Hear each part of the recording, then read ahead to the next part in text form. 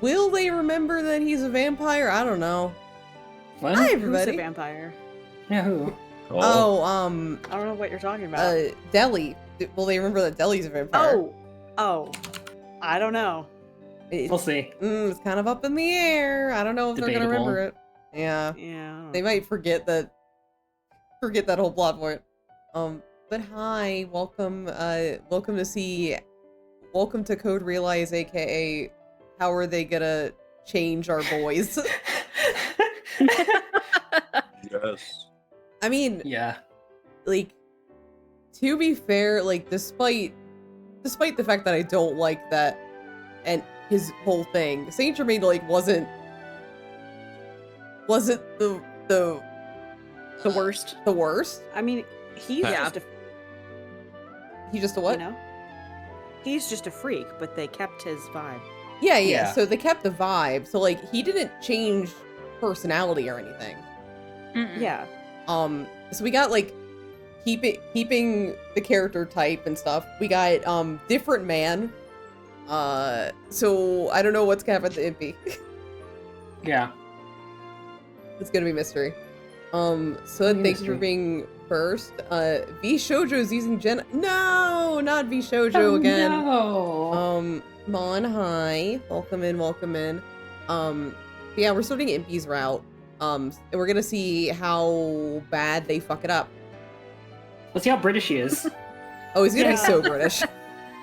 I think that's for British. everybody. Everybody's Yeah. gonna be entirely, like, 100% more British from now on. Unfortunate. Very unfortunate. But yeah, anyway, before we get started, hi, I'm Nur. I sometimes do narration and also Adrak. Hi, my name is Tenten, and I'll be voicing Lupin. And that's probably it for this Probably. round. I'm pretty sure it's gonna be just him. Hello, I'm Matcha, and I am voicing Van Helsing, Saint Germain, Leonhardt, Herlock Sholmes. Yeah. Yeah. Sholmaze. Sholmaze. Sholmaze. Yo. Hello. My name is Moji, and I will probably be only voicing Victor Frankenstein. Maybe Nemo. Maybe. Maybe Nemo. Wait, isn't he dead? Maybe. Isn't he dead in this round? I mean, I don't fucking know. I don't remember. All I know is the queen is definitely dead. Oh, the queen's always dead. rest her soul. God rest her soul. Rest his soul. And I'm Revi, and I'll be voicing probably just Impy. But maybe, definitely not Finis. Maybe the dead queen, rest her soul, and definitely not Omnibus. Oh, And definitely not Shirley. Not Shirley. Really? No, Oh, definitely. she gone. Who's that anyway? yeah, she's already been taking that back. She's gone. I like, looked at my list and I was like, what's he fucking doing? Alright, you want to hear one small spoiler about this one? Okay, yeah. Omnibus isn't in it. Not in this one either. Is Guinevere in this one? I don't think so. Okay. Fucking hell. Yeah. Oh yeah, we get the recap. All right. There you go. It has begun. I want to go to the moon. Okay, Brevi. The grand jewel shining in the night sky. Or gaze up at it in wonder, moved by its dazzling light. When I was still just a little nipper, okay. I'm very Whoa! sorry. Oh, God! All right. Me. Okay. Part of me wants to change the accent, but I'm so committed. Do whatever you When I want. was His accent could have changed. just.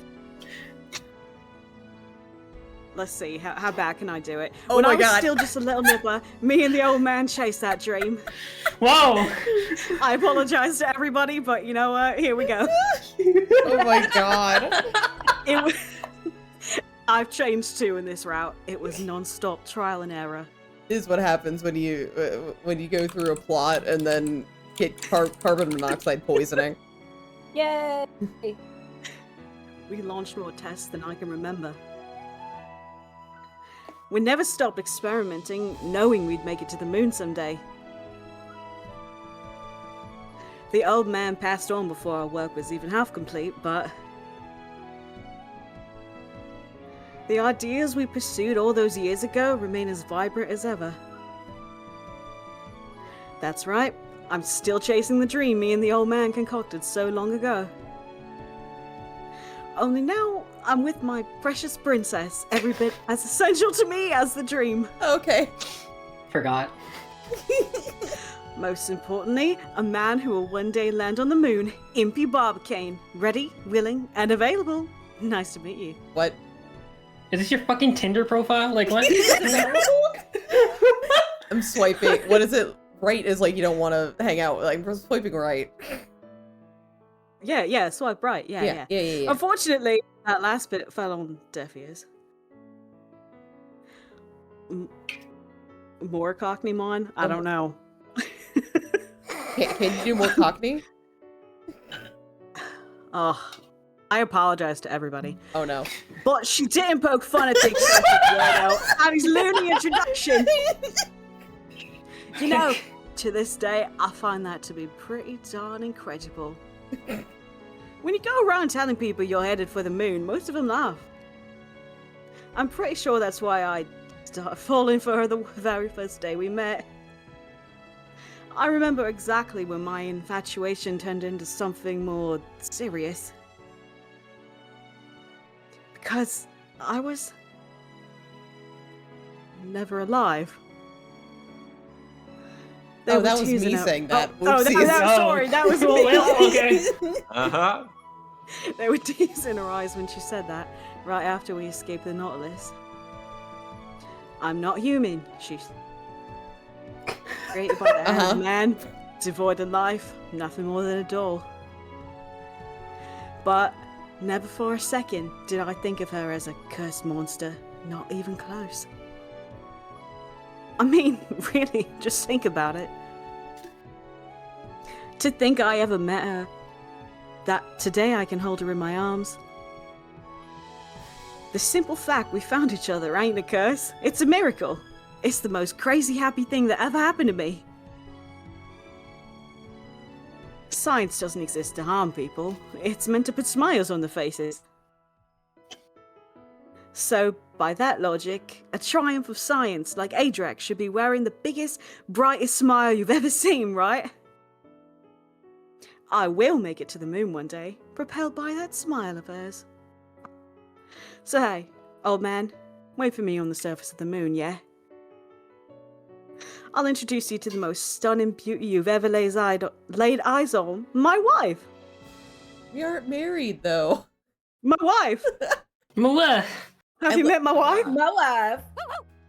I like how every other introduction is like, oh, here's all the trauma that we went through last game, and then Impy just like, I'm going to the moon. This is my wife. That's literally all he fucking talked about. Like, I'm going to the moon. Who's Nemo? I don't know. He's got his priorities, alright? Leave him alone. Alright. Wait, Cece, don't dash on ahead of me. You'll just tire yourself. Bark. You'll just tire yourself out scampering around like that and barking so much. Let's have a nice leisurely walk, alright? Tee-hee, good boy. Tee Adrax says. That's Adrax. Cece sidles up to my feet. I give him a good-natured rub on the back. The sun hangs high above my head, drenching London in the light of the morning. Cece and I stroll through Midtown without a care in the world. It looks like things around here are getting more or less back to normal. From what? Who knows? To think that much of this was rubble not 6 months ago. Was it? Oh, okay, I guess we Alright. are explaining Here's this. the backstory. Okay. The assault of the city by the battleship Nautilus brought London within a hair's breadth of total devastation. Oh yeah, Nemo mentioned. Nope, there we go. Yep. The bombs that fell in Midtown an awful day have destroyed countless buildings. Yet just 1 year after the attack, reconstruction had advanced apace. Hmm. The rubble and debris have been cleared. and new buildings have begun to rise. At last, the citizenry is smiling again. The devastating scars inflicted on London are gradually fading.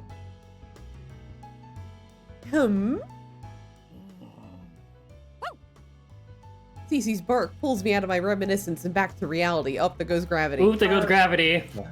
He looks up at me expectantly, as if wanting to tell me something. What is it, Cece? Bark. A mystery man. No, who is a hoe. I'm so good at this. God fucking damn, no, Shomaze. Oh my god, Shomaze. I forgot. You don't remember? Now you should be singled out by the Scott. Oh, I don't know. Fuck! Let's go British, isn't it, Shomaze? One sec. How do I talk British again? Just go with the vibes. Yeah. Just act like you. That you should be singled out by this guard dog amongst all the other passerby. You should. What the fuck am I doing? You should. You exude the manner of a thief, Lupin. Like, fucking what am I saying? To be fair, Shomaze is in disguise right now, so he could just have a weird accent. So true. Oh, come off it. It's patently obvious the dog is barking at you. Oh, Lupin and Shomaze? Yo! Yo. What? Yo. No. Yo.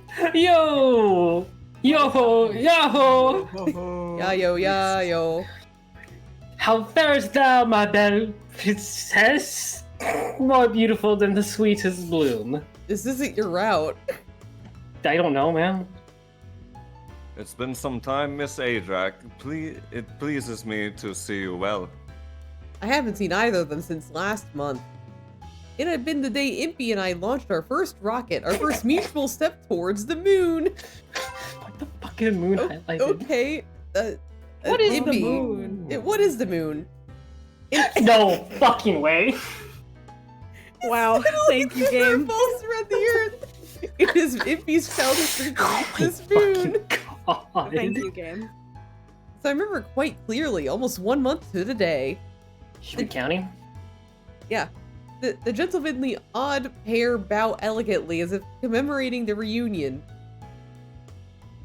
Honestly, Lupin, I must question the decency of flirting brazenly with a woman who is all but betrothed. I'm not married. This is just a greeting. It's not as if I'm coming onto her for real. Oh. You're doing what onto her? Flirting just for the thrill of it. I'm a gay. Oh my god. When I think of it, I can't do it.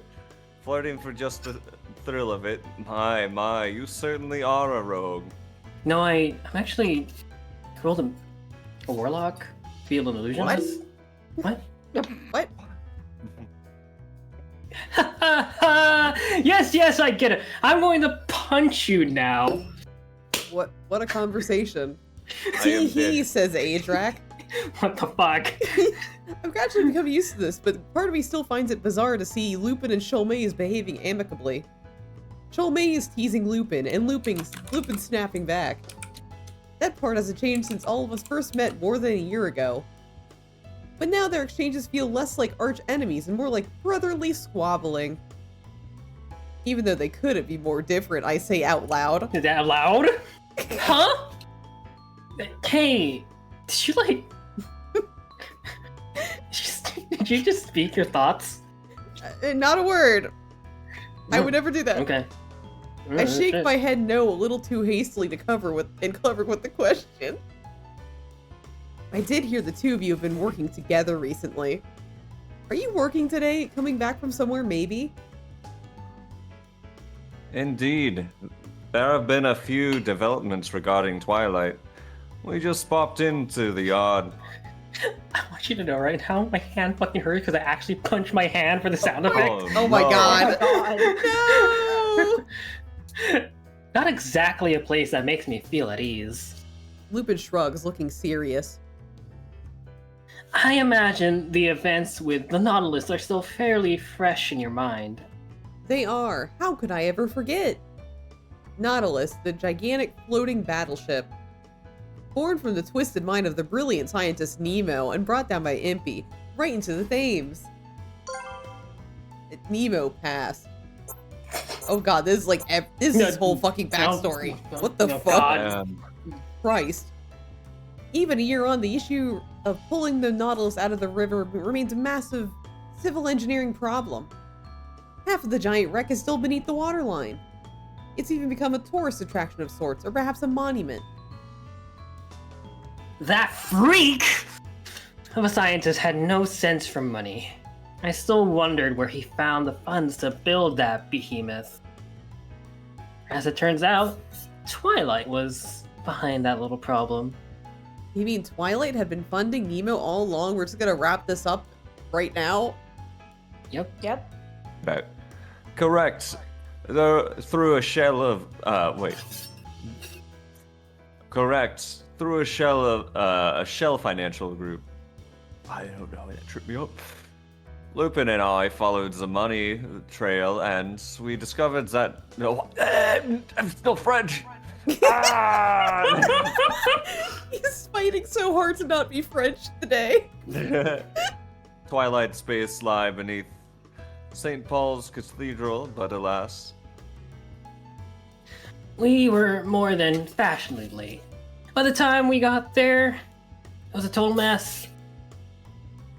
Didn't you hear about it? Last week, St. Paul's collapsed in on itself. What?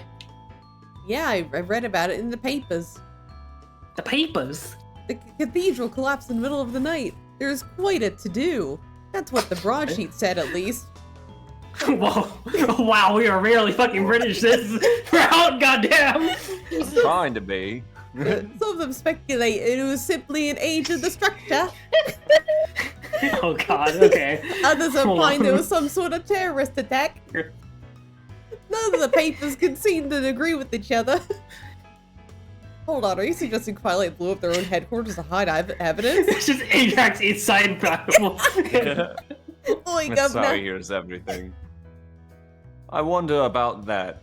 The possibility they destroyed it of their own accord can't be ruled out, but Twilight's soldiers were discovered dead in the rubble. Whoa. They appear to have been cut off down with the edged weapon. Why? I What? can't do a British accent. Why? I don't usually have this problem.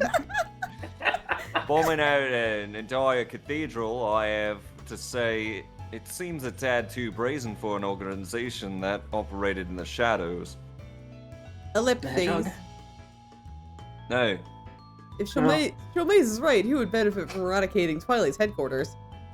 The affair may have tied up loose ends as far as Twilight is concerned, it is concerned, but I can't help feeling uneasy about it.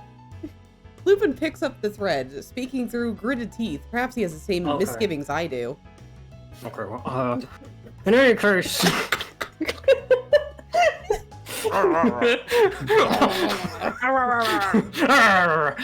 In any case, I'll follow with my sources, but this is probably the end of Twilight. New Moon Dawn? Oh, Breaking Dawn. Breaking Dawn! I do regret the fact we didn't bring the organization down ourselves, though. But you know, fuck it, we just need to do the story. Dawn. What's this? Surely you don't think that this is the end, dear Lupin. Our agreement was that you would lend me your skills in exchange for my assistance with the Twilight investigation, no? Oh, did I say that? You didn't come cheap. I shall work. What the? What? I was about to go. Oh, hi, Mark. Oh, hi, Mark. God. You didn't come cheap. I shall work with. I shall work with you like a pack horse, sir. I think the carbon monoxide might be in our rooms I'm now. trying. Accents are my bane. I can't do this. I don't know what I'm doing. Yeah, I got it. It's not like I have much on my plate anymore. Lupin says this with another shrug, and Cholmaze laughs like he's used to it. I know Lupin would never dare admit it, but I have a feeling these two will make a great team. What, the greatest detective and the greatest thief? Yeah. Oh, Yeah. no way. Who would have ever thought? By the by, Miss Ajak, Yes. it's been some time since we last spoke. I should like to ask after your well-being. So you should, like, or will you? I don't know. Oh, that's right. Ippy hasn't done anything untoward, I hope. What? What? What? If you have need of such a thorough background check, I wouldn't be adverse to offering my investigation expertise. I know he's a vampire, Cholmaze. My investigative. Tee-hee, says Adrak. Thanks, but I'm fine. Impy's never less than kind, right, Cece? Bark, bark. It's true. He sounds so enthusiastic while he's barking, Man, too. that's a bark. dog. The poison that courses through my body right. hasn't completely disappeared, but I can say one thing with pride. I'm truly, truly happy now. This is true, Mon. Yeah, Lupin has been threatening a lot of men. We continue to chat about this and that, asking after one another. When the afternoon sun reaches its zenith, I take my leave, walking home with Cece. Okay. After a relaxing walk amongst stately, shady trees, a magnificent residence comes into view. The same fucking resident? Whatever. You know, the same house. It is the mansion of Count Saint Germain, where Lupin and his gang spent so much time with us. Gang. Van Helsing and Deli, Victor, Sainty G, and Lupin. Though we lived communally before, we all have moved on, following their own paths. Even so, this place remains one of great import to us, full of wonderful memories. Impy and I have been transferred ownership of the property, so we watch over it so that our friends may return at any time. In any case, we have no plans to return to my house in Wales at the moment. This is my home now. Why would we think about going back to Wales? Yeah. Why would we think of that? Adrak? Why would we do that? Oh yeah, it's lovely around this time of year. Our home, the most precious person in the world to me, waits inside. Impy, I'm home. The moment I step through the doors, my appetite is stirred by delicious aromas that waft through the house. Oh my god, is Impy the stay-at-home wife? I think he's Veil Wife. Cece immediately breaks into a trot, and I follow him into the dining room, where I find Impy humming to himself as he lines dishes up on the table. Oh my god. Welcome home, my honey. Did you forget it was my route? Because you took a long time to get here. What? Why would I do that? I don't know. Whoa, sorry. Just give me a minute here. Mr. Impy's scrumptious special lunch made with oodles and oodles of love is just about ready. Oh my god. Cute. He really is male wife. I love it. Naturally, this makes me look at what's on the table. Can you identify anything? Okay, so we got perfectly crisp toast layered with melted cheese. Wow. Okay, all right. Tomato soup that looks like it could Oh my warm the God. soul. Salad brimming with garden fresh coloration. Why is it called coloration? And is that supposed to be us? On what? I couldn't take my eyes off the pair of steaming cups. Oh Did my he make god. latte art? Oh my god. Lines of What? milk have been layered on the surface of fragrant espresso, forming images that look like just like our faces. Jesus Christ. Show us. Yep. They call it latte art. Oh Wow. my god, he's Right out, wife. huh? Top shelf chef has to know how to entertain not only with flavor, but presentation, you know? Okay. It's amazing. I always knew you were a genius when it comes to cooking, Impy.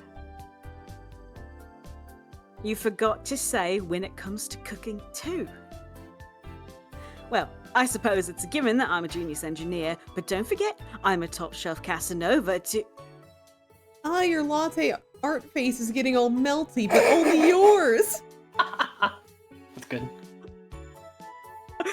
My precious Lothario latte is fast becoming a loathsome latte. Hee hee, says Adrak. Not tee-hee?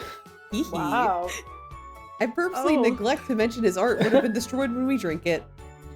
But being very particular about such things, Impy starts pouring in condensed milk in an attempt to repair it. Condensed. Wait, that's not. Oh, made no. with- that's No, not made wait, with. no. That's not made with condensed milk, That's is it? not correct, That's but okay. not.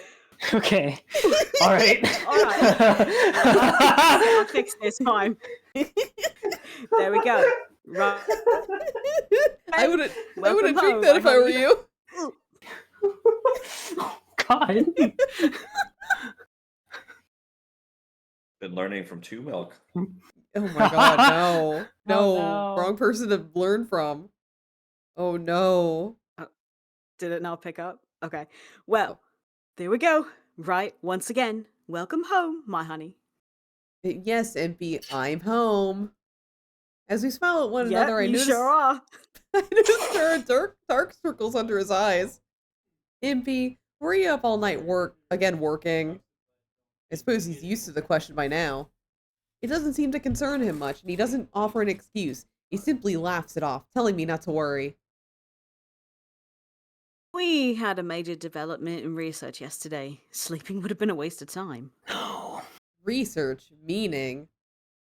Do you mean the project you're working on with Victor? That's right, he's in this route too. Damn. Though never stopping work on a ship to the moon, Impy had been doing some other sort of research lately. I remember that day. 2 moons appeared in the night sky, and from the very next morning he'd been working nonstop. He told me that understanding it was somehow essential to reach the moon, but I don't know what they're actually doing, except that it's a top priority issue. It's probably curing you, Adrak.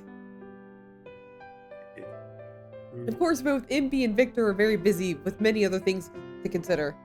That's why they've formed a duo, meeting up for discussion, exchanging notes and letters. Their passion was obvious, since they poured any free time they could scrounge up into the work. I know going to the moon is important, but I worry about your health, Impy. You'll make yourself sick if you push too hard, and I know you'd regret that. As I tell Impy the honest truth, he seems to be on the verge of tearing up with emotion.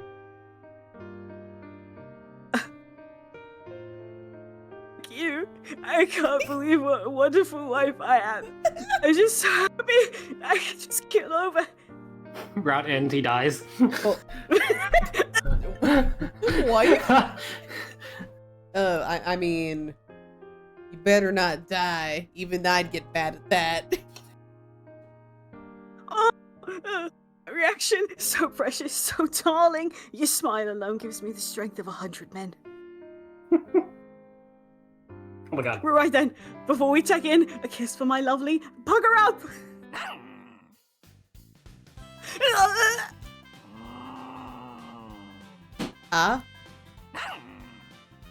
No, Cece, you mustn't bite. No, don't drag him. If you get his work, Bark. if you get his work clothes dirty, you'll just have to wash them again. Bark. Forget the clothes will repel me! Grr. Okay. Some 5 minutes later. Cece strides out of the dining room with his head held high, looking pleased with the job well done. All that remains of the sad scene is Impy, spasming on the floor with bite marks all over his skin.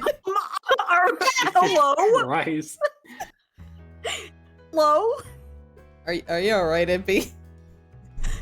that corgi just mauled you. Yeah, thumbs up. Oh, I'm good. Mr. Impy prides himself on a resilient body. He hops up as if to prove this, then shakes his head and lets out a sigh. Well, anyway, goodness gracious. Why must Cece always leap on me when I'm about to declare my love for you?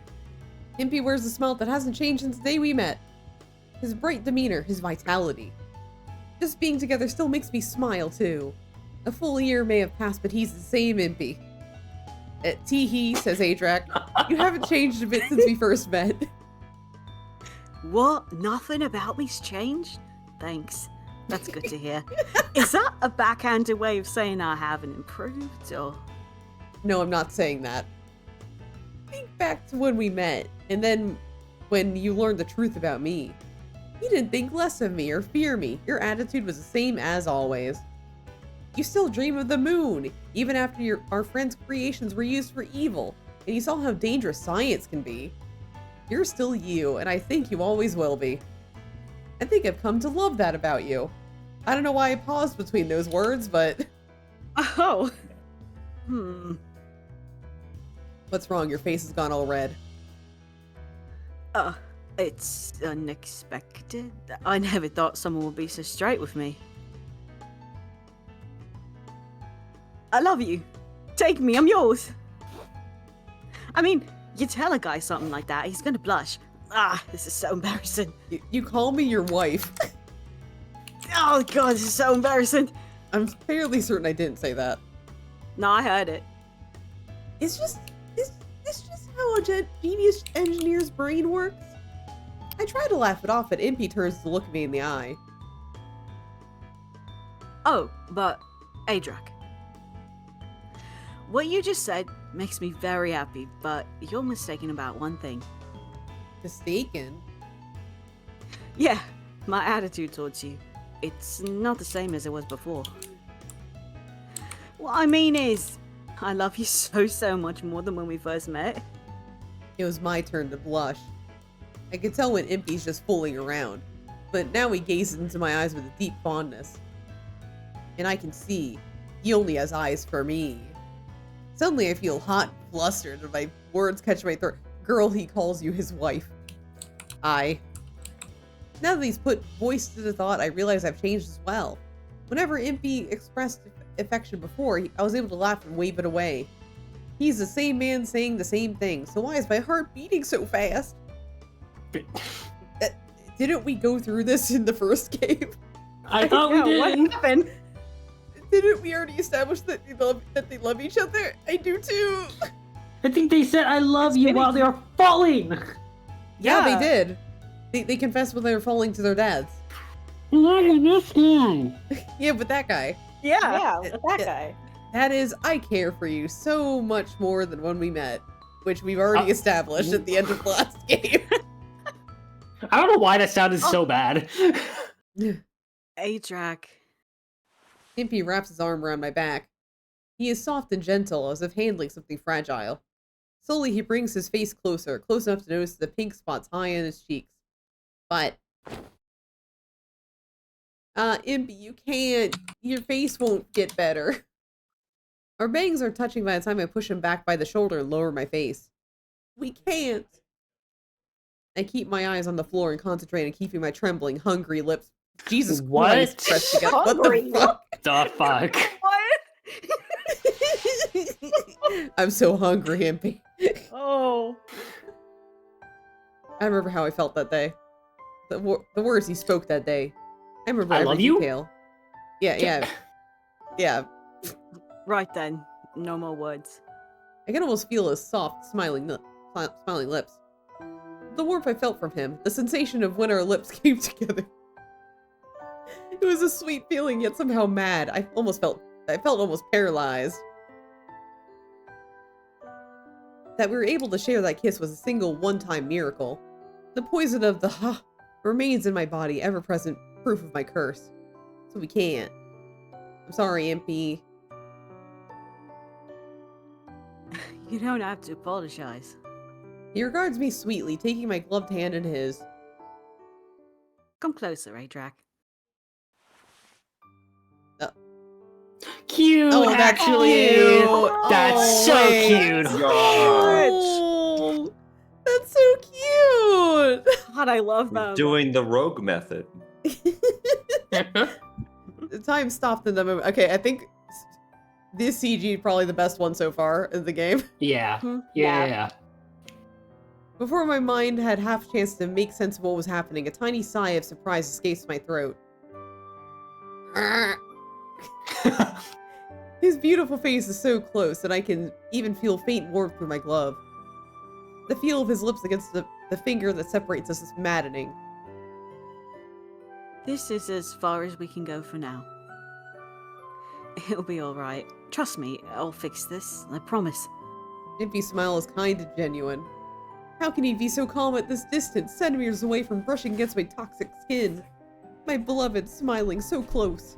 Being unable to touch him is crushingly difficult and painful.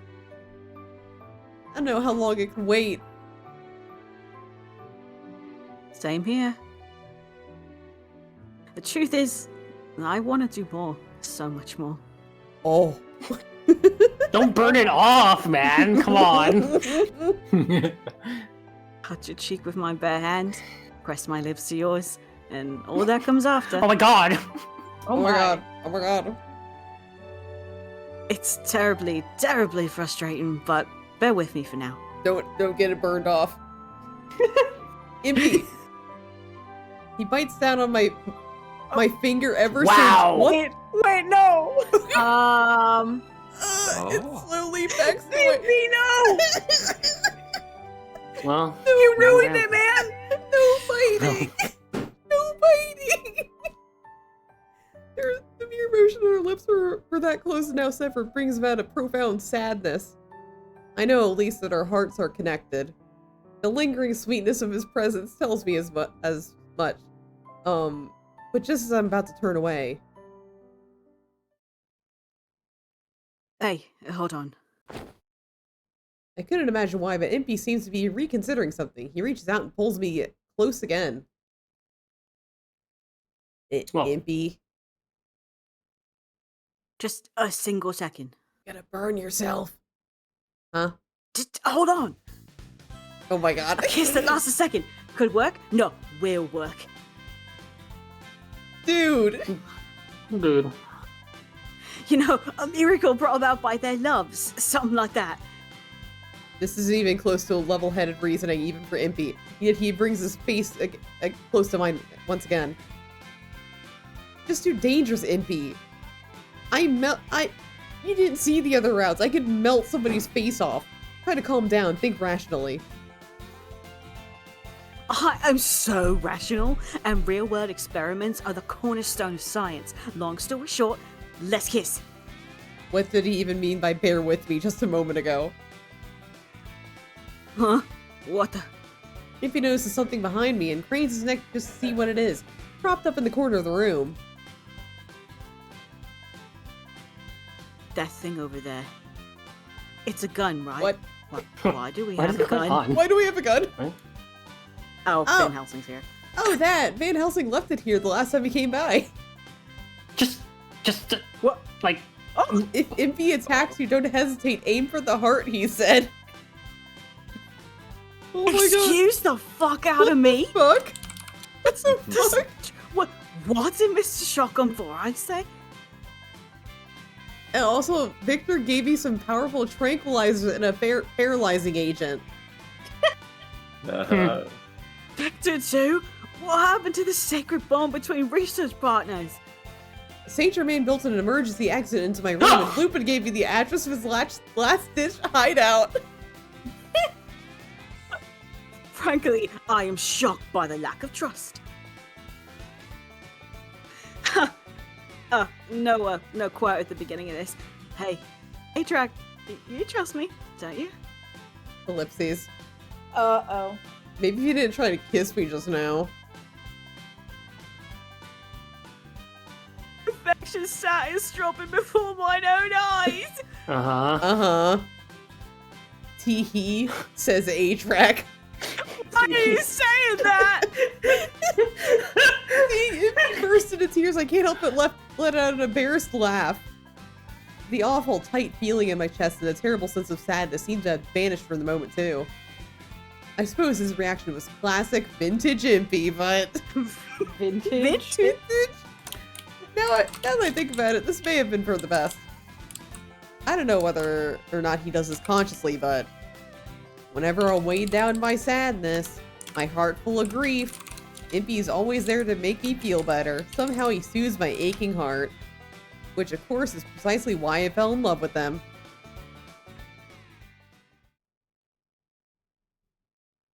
Anyway, the weather's beautiful, the sky blue.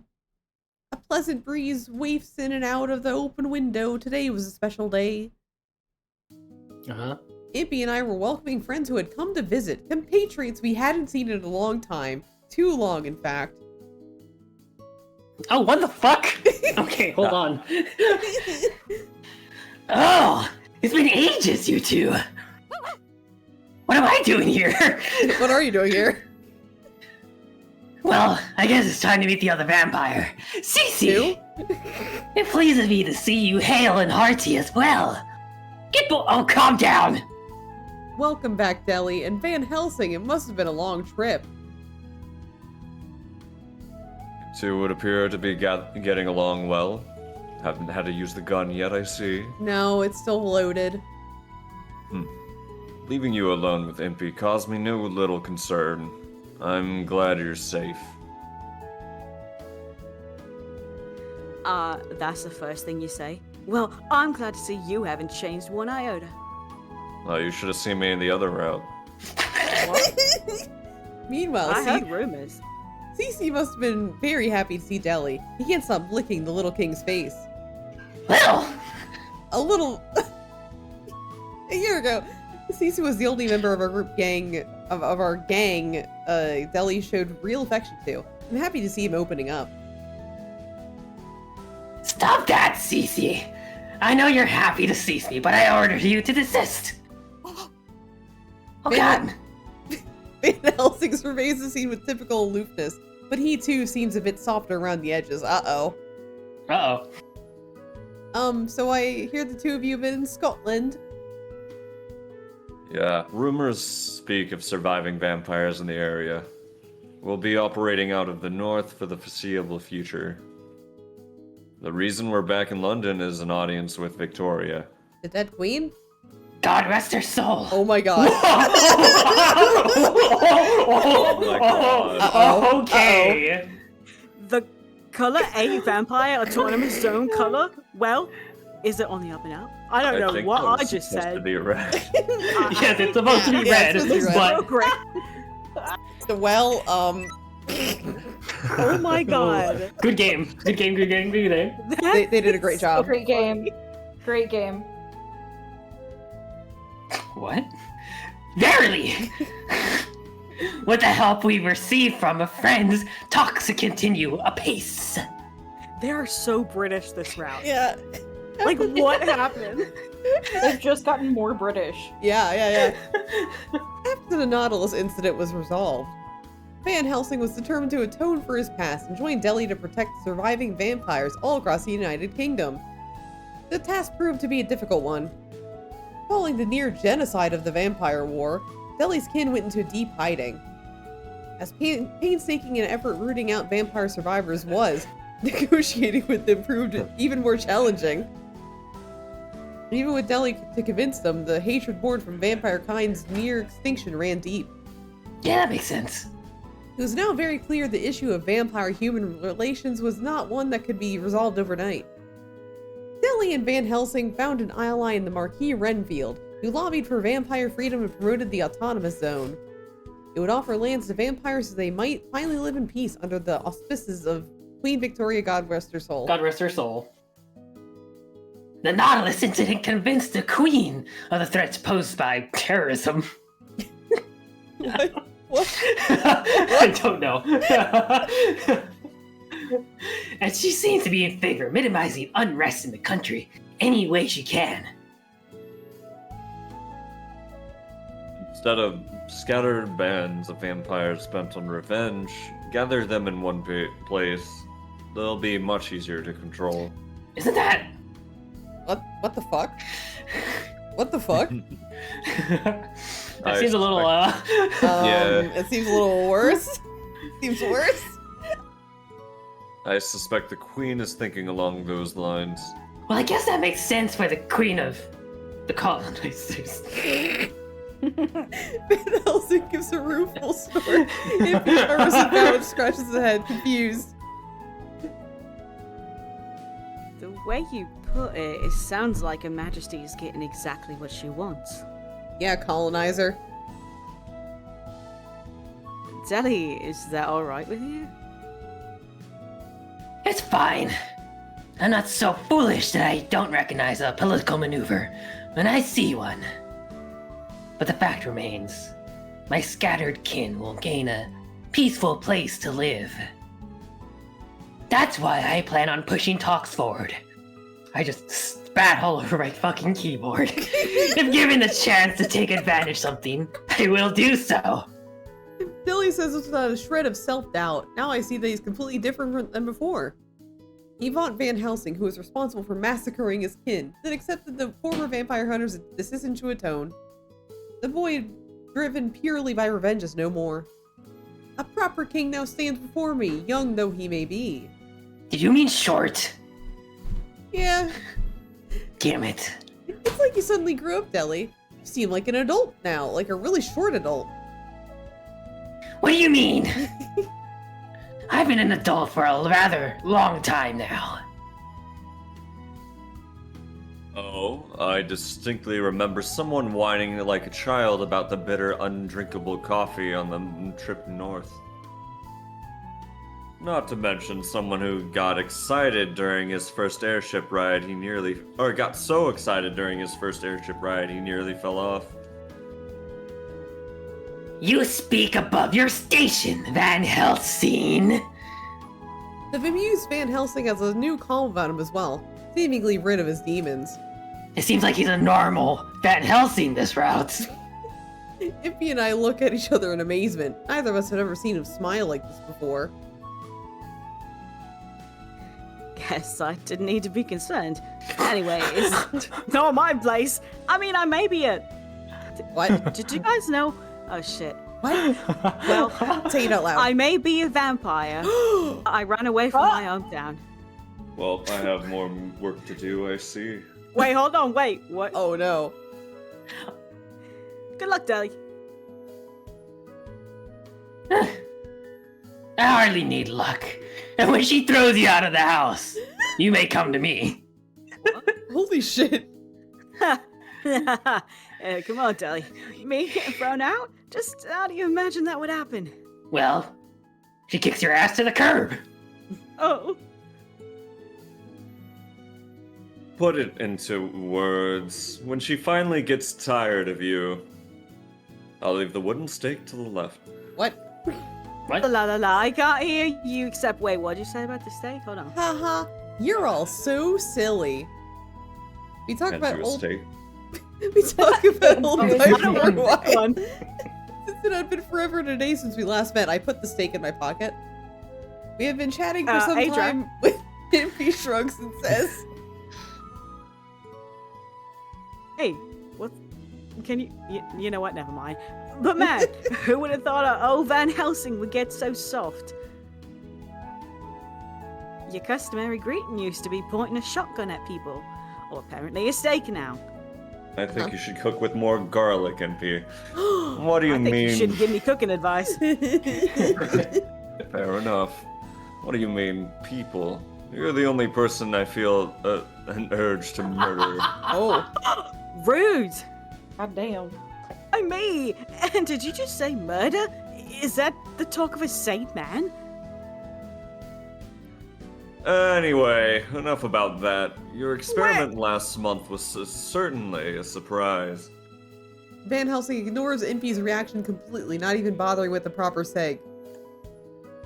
Last month, you mean the cannon launch?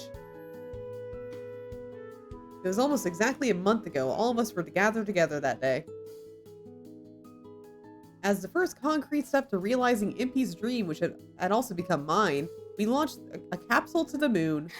I forgot that was a cannon. Yeah. From that day on, we wondered the same thing whenever we look up at the moon. Did the capsule land safely on the lunar surface? Oh. We're still on our way to the mansion when the actual launch happened. So, yes, That was surprising. I thought the moon had split in two at first. Pissing on the moon and everything. Indeed! Not that I approve of your firing that cannon before I arrived. You are not to leave me out next time. And you will allow me to press the switch. Clickety-click! Why did you say that? Because he's definitely not a child. yeah, fully grown adult right there. Yep, that's an Yeah, adult. roger that. I'll save it just for you. Impy laughs good-spiritedly at Deli's enthusiasm. Well, it was praiseworthy, I'll admit, but it hasn't gone exactly as I planned. Launching capsules from cannon, I've done more tests than I can count. But a man's launch, there's only been one time that happened. It's incredibly difficult. Have you ever experimented with one? I honestly don't know if a human body could withstand being hurtled into the sky with so much energy. Had Impy or his old man been able to survive a test before because they were vampires? An elderly vampire. Okay. Otherwise known as an umpire. Oh, by one time, I'm of course referring to the Van Helsing cannon you might remember from the airship race. Oh, and we killed the queen. Yeah, that time.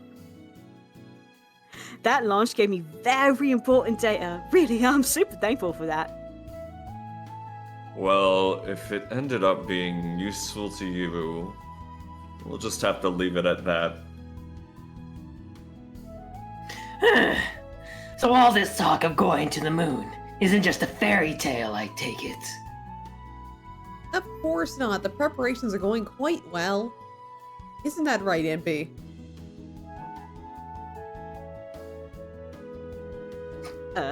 Isn't that right, Impy? Impy? Huh? Oh, yeah, sure. 100%, yeah, totally, yeah. Uh-oh. Quite well. Try super well. Man, they're going so well, I hardly know what to do with myself. Now this is suspicious. His manner and attitude were a dead giveaway, and he did just use the word well 3 times in one sentence. I exchanged glances with Van Helsing and Deli, and then asked conspiratorially, What? did, something happen? Come off it now. What's with that passionate fire in your eyes? Do you mean to set my poor heart ablaze?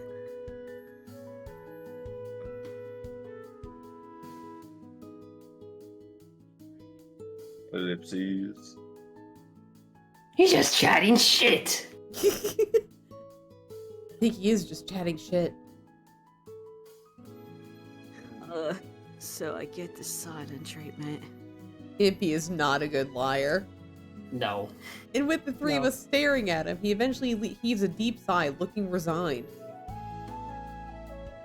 The thing is, there was a little problem with my plans. Is it breathing in space?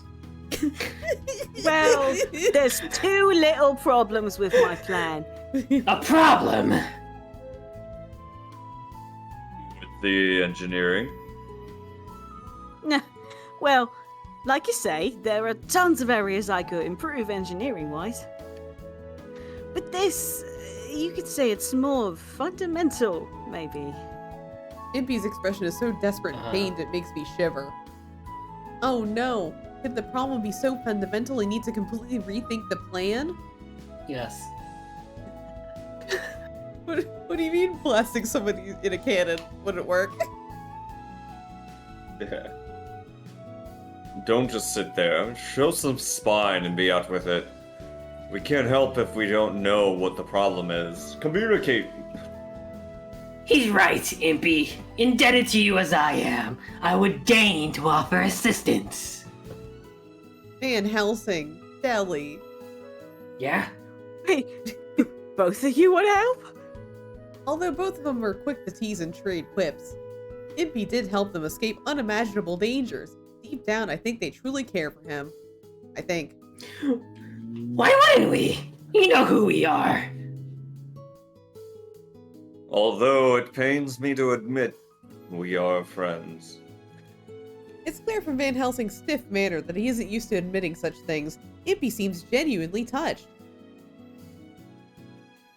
All right. I hoped I'd be able to solve this without dragging any of you into it, but if you insist, I'll take you up on that offer. As friends. I'd be voicing Deli more than I thought. Yeah. More than in Van Helsing's route? Yeah. He was barely in Van Helsing's route, too. It was, what? The three of us wait in suspense, wondering what the problem actually is. Impey slowly gets up from his chair and promptly falls to the ground, prostrating himself in front of us. Oh, God. What? Wait a minute. I know I've seen Impey pull this act somewhere before. The truth is, good sirs, that last month's launch resulted in the No, expenditure. That's not the all fundamental available issue of a funds. Oh no, he's poor. Oh. AKA, we're broke as hell. Van Helsing, Poor. Deli, let me some money, please. Is this the Let's see. plot? Is that we're broke? I guess I- so. Oh my god. Oh my god, we're broke. I expected something dire, like breathing.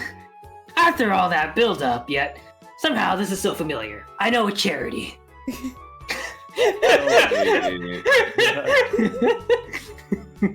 Tell Oh me, my God. self-described genius engineer, do you not know how to stick to a plan? There's nothing I can do about it. It's gonna cost some money to go to the moon. Van Helsing and Dilly roll their eyes at Impey, but I know where he's coming from. Just make sure you don't have it piloted with a Logitech controller. Oh no. Oh, is that bad? Oh, shit. Uh-oh. I helped Impey out with the planning, so I understand why his experiments burned through money so quickly. Chip Divine, blueprints, optical equipment, black powder, shells for the launch, a Logitech controller.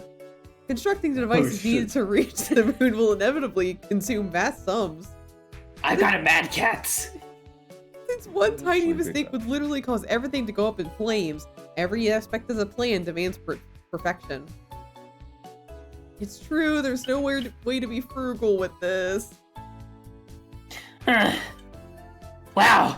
I've appeared in more time than this fucking route than Van Helsing's. If that's the case, I'm willing to lend money. But I cannot say whether or not my allowance would cover it. Oh What? my god. Why do you have an allowance? Allowance? From who? Who gives you an allowance, Deli? But anyway, I'm definitely not asking either of you to lend cash. I appreciate the offer though. But there's one little thing you could lend a hand with. Finding a patron, right? So you go to patreon.com and you Yeah, go to patreon.com /impy. Alright. Can one of you walk me through that? yeah, no worries. Thanks. Alas, you can't just say, I'm going to the moon. It's just grandiose. I see why none of the money nobles have approached you. That's Well, so maybe. it. Come on, aren't we the heroes who saved London? They could be a tad more generous. They also killed the queen. Oh yeah, Yeah. I forgot about that. Heroes in time of crisis. This is peacetime. And that's how it goes. Trust me, I have expertise with this. I suppose you do. Maybe some other way of making money? We could get rid of Saint G's antiques. Whoa! Whoa. The Count would surely get rid of you. And would be a touch more grim than kicking you out of his house. Yeah, I could picture it all too clearly. But this is no laughing matter. Ha!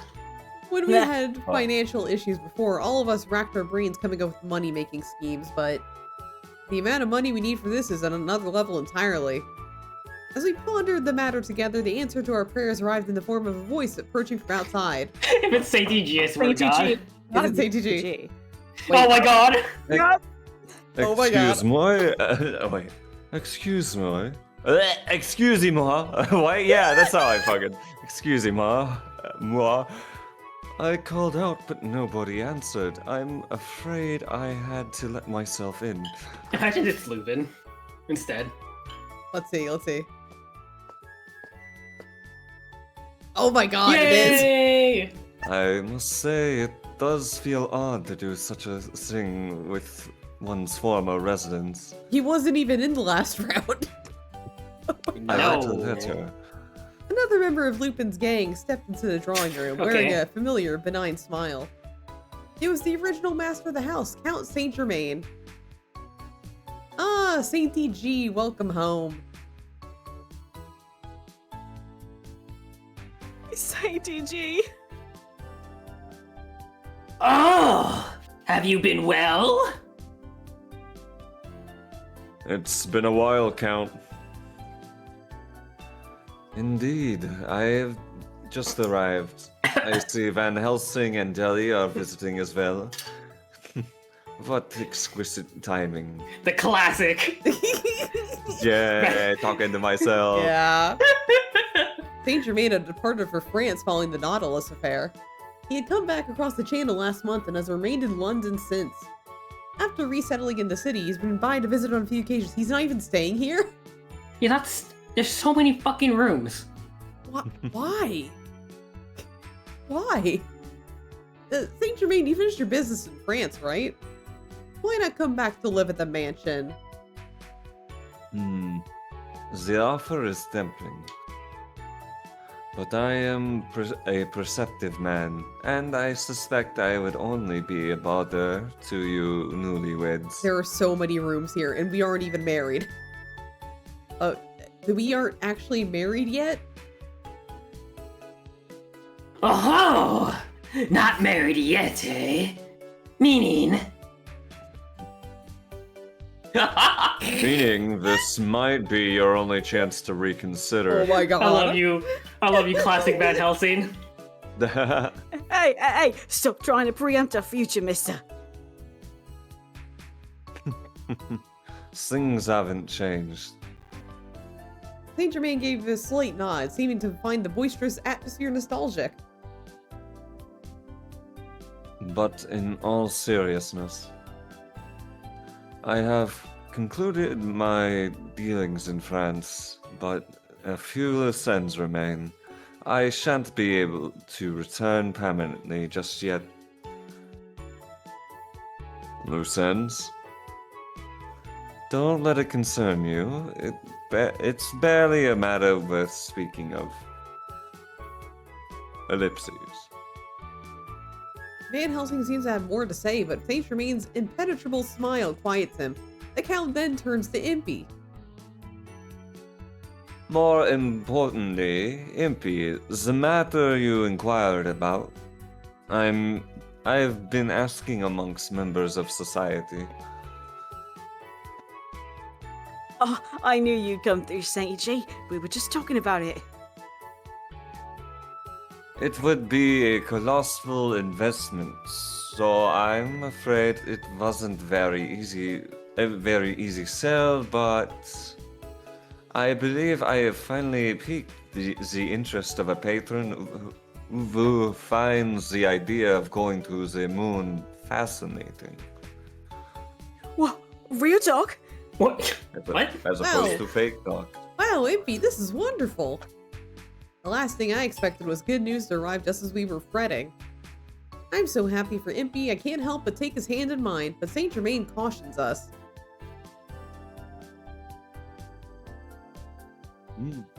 However, not to rain on the parade, but I don't think you should be too excited just yet.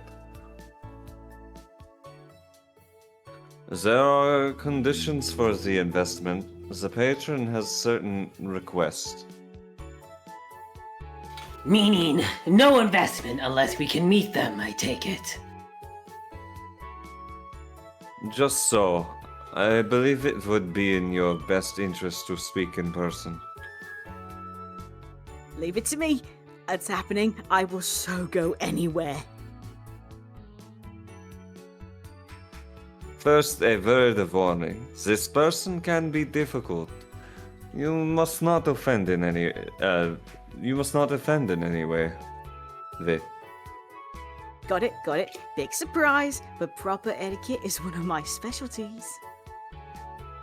Is it the gloriousest privilege to meet your ownership? I am Impey, genius, stud muffin engineer. You're not flirting with the guy. Was that wrong? We're not seducing him. Oh. He's so worked up. Yet I feel so worried. Now why would that be?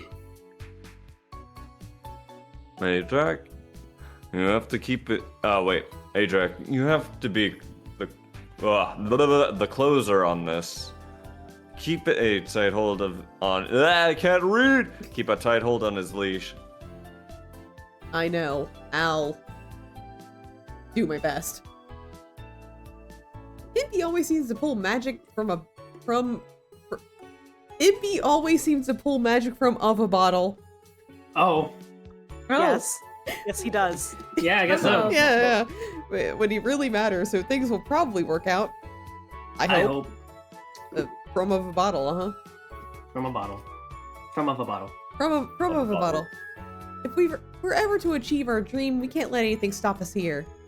I ball my hands into fists, having found new determination.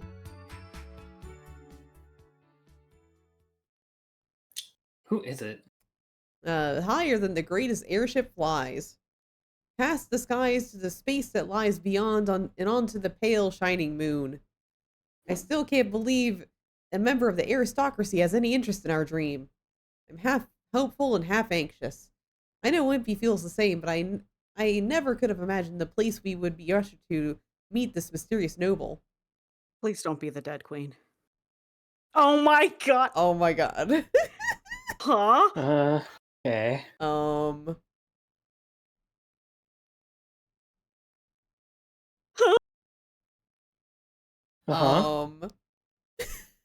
Okay. Oh my god. God. Holy shit, Leonard!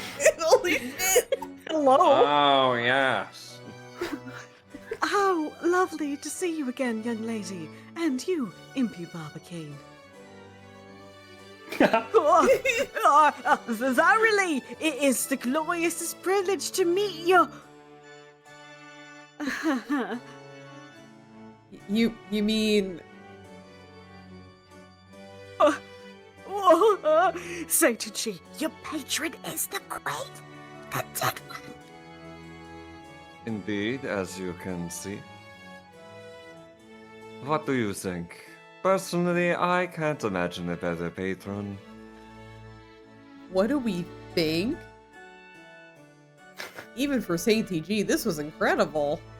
His smile has true mirth to it, and I realize he probably left the Queen's name out on purpose. Alexandrina Victoria, dead Queen of the United Kingdom. She smiles benevolently. Leonhard, captain of the Imperial Guardsmen, is by her side as always. Yeah. Oh, please don't be so tense. I'm fairly sure I don't bite. I can't do anything anymore. Indeed. It is as Her Majesty says, you may be at ease. You are both of Meteorus that service during the Nautilus affair. The Crown would never treat you with disdain. What if Lupin were here? Then the Crown would treat you with a little bit of disdain. He would be arrested with extreme prejudice. But he was of as much that Mer- service. Meritorious? Meritorious. Oh, like a Yeah. meritocracy. Yeah, okay. Merit, yeah. Yep, that's weird. That is neither here nor there. I still Or have everywhere. trouble trying to figure out where Lanhart's priorities lie. His voice is as loud as ever. There's that. So then, Count Saint Germain has informed me of the particulars. It seems you seek to go to the moon, and you require financial aid. Victoria scrutinizes us both, her look probing.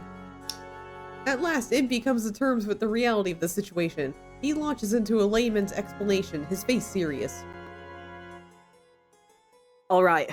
If Saint E.G. has already filled you in, that saves me the trouble. As he says, we are preparing for a trip to the moon. But we're facing a mountain of issues, drawing up the plans for a ship, building a full-scale launch platform. We have to consider what will happen when we exit the ship and repair the gravity alleviator recovered from the Nautilus. You know. Breathing. What? What? Breathing. Small details. Okay. I'm confident about the launch itself, but there are countless other things that need attention. I see. And that is why you require the additional research funding. I nod slowly and deliberately. Very Agrek has slowly. fucking said nothing. Yeah. She's got to be the closer, okay? I'm the closer. Firing off Okay. capsules is only the first step. The dream won't be realized until we're able to launch a ship that takes us beyond the skies and set foot on the moon itself. Please, we beseech you, my queen, please consider our proposal. I humbly ask you a favor as well, though it may have the air of fantasy. I vouch for the plan's feasibility. It is not being undertaken recklessly. The three of us lower our heads in respect to Victoria's station. She squints at us. Well, you did bring down the Nautilus, and for that the nation owes you an extraordinary debt. Personnel assets available to you. Really? I knew it, Vicky Q! You so good. Excuse me? Vicky Q! Leonhardt, you're being a nuisance. Quiet down. They don't even call him Saint E.G. Barry anymore. Verity. But McQueen, this man has been known to address you in a most unseemly. Did I not say I found it entertaining? I don't have much to do in the afterlife, Leonhardt. Please let me have small pleasures. You may address me the same if you like. That just makes me scared to die, honestly. I shudder to think of the afterlife. My queen is my queen! My queen! The Queen of England sighs. Her most loyal knight bows with all the formality he can muster. I look at them askance, but feel like a great weight is lifted from my shoulders. Nothing could be more reassuring than the kingdom itself backing us.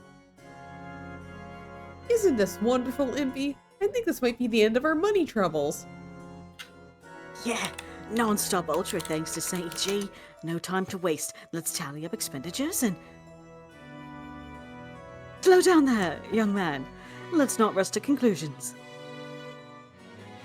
I've already made this plain. I can offer you funding, but it is of the personal variety. Oh, what do you mean? Her tone is pretentious, and just like that, I feel brought back down to earth. It is not the Queen who answers our many unspoken questions, but Saint E.G.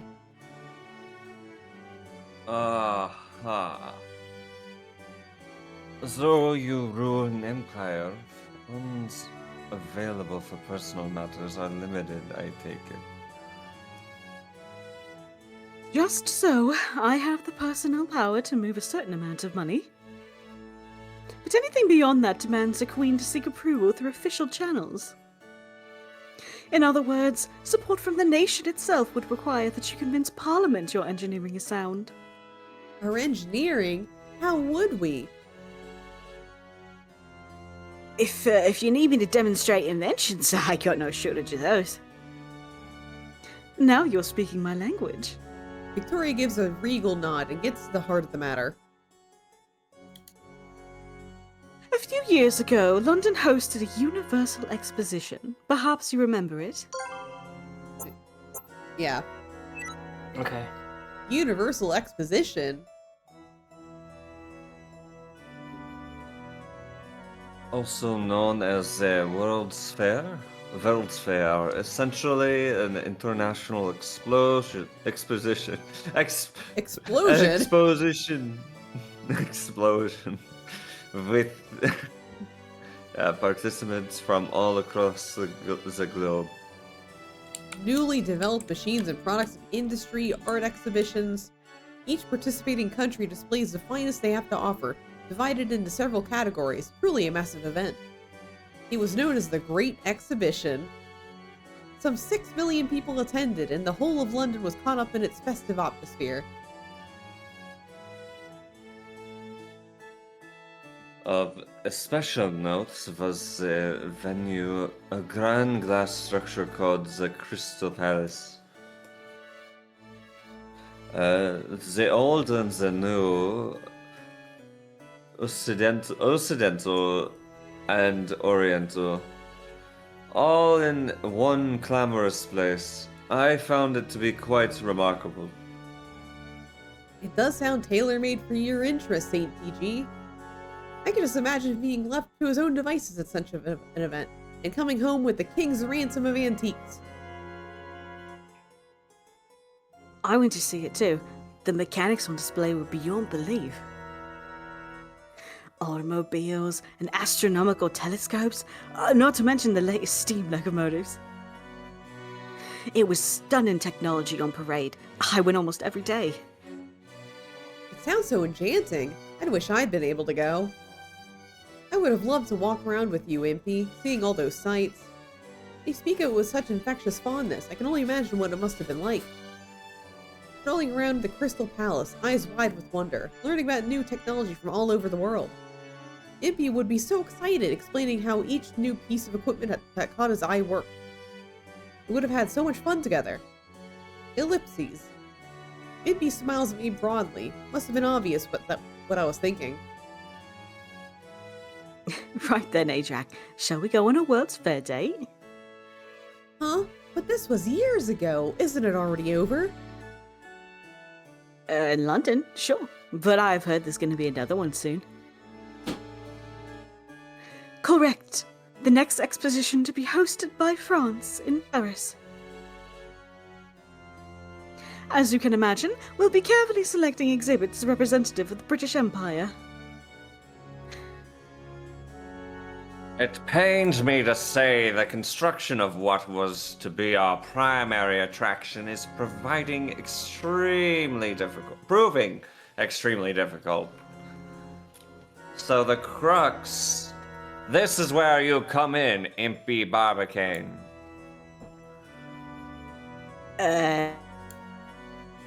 Want me to help finish this primary attraction? Yes, as you know, Isaac's genius was to thank for our scientific advancements. We surpass all other nations in this arena. However, the sad truth is that many countries view Britain as resting on Isaac's laurels. I should like to use this opportunity to prove the United Kingdom boasts superb engineers other than he. Now I see. I'm finally beginning to understand. Impy can tell where this is going, too. He turns to the dead queen, scratching his head. I should say this up front. If it's nasty stuff you're after, weaponry and armaments, I decline. Worry not. Having become familiar with your ideals, I am not so foolish as to ask that you build weapons. Then, what does he want from him? So, is it an airship, or...? That was the plan at one point, but times are changing. No matter how advanced the airship, it would hardly suffice. It'll probably bring back bad memories, too. Yes, I tend to not like thinking of airships these days. Can you imagine anything eclipsing the impact that infernal Nautilus had?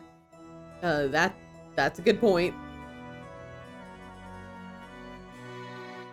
The incident caused quite the stir not only in France but across the continent.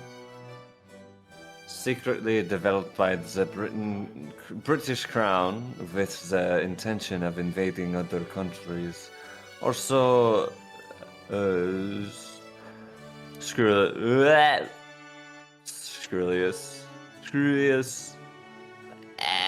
rumor has it. Such vexing babble it is. So what then? I still have no idea why you need my help. Oddly, Leonhardt grins at the question. And making quite a show of it, points downwards. Isn't it obvious? If not the sky, then the sea. Rapture. Oh no! Oh, yeah! no. Of course! I get it, Leon, old pal. The rapture, say no more. Her Majesty is the better judge of men and the sweat on the brow than I. You were rather quick to. Oh my god. Oh no. Oh no. Oh no. Oh God. Alright. Oh, so my screen got stuck. I mean, Tis- probably for the best. For the best for you. Oh, I wish it was still stuck. 'Tis a man's dream. You want me to engineer pretty, sexy, transparent swimmer for the ladies, am I right? Eh? That's where your mind goes! Wagering British prestige on swimwear. It would cause a stir, but perhaps of the unwelcome sort. Impey looks excited at the prospect, disturbingly so. What the fuck? Okay, game. Raising a palm to her face, the dead queen grits her teeth and ignores this. Turning to me, she continues. England is a maritime nation. Our borders face the sea.